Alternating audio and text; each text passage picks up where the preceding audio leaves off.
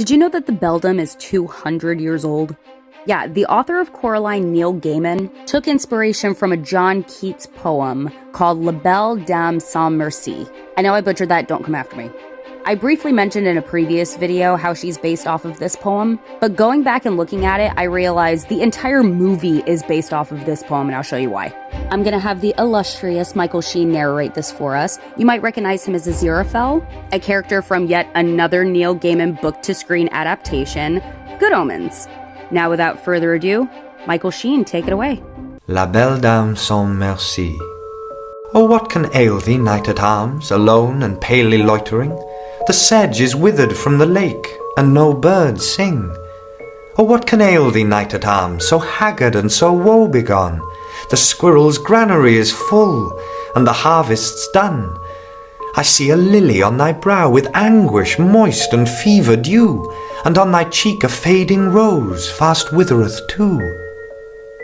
I met a lady in the meads, full beautiful, a fairy's child. Her hair was long, her foot was light, and her eyes were wild. I made a garland for her head, and bracelets too, and fragrant zone. She looked at me as she did love, and made sweet moan. I set her on my pacing steed, and nothing else saw all day long, for sidelong would she bend and sing a fairy's song. She found me roots of relish sweet, and honey wild, and manna dew, and sure in language strange she said, I love thee true. She took me to her elfin grot, and there she wept and sighed full sore, and there I shut her wild, wild eyes with kisses four.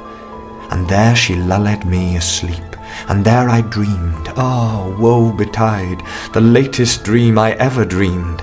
On the cold hillside I saw pale kings and princes too, pale warriors, death pale were they all.